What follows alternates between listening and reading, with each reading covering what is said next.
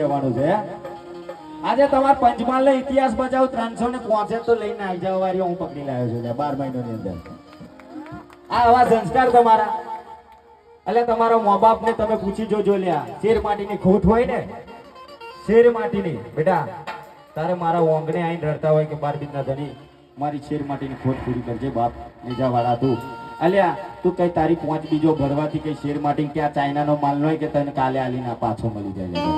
તારા કર્મમાં લેખ લખેલા હશે ને તો મારો બાપ 12 બીજનો ધણી લે આલશે ને આલશે લે ઘોડા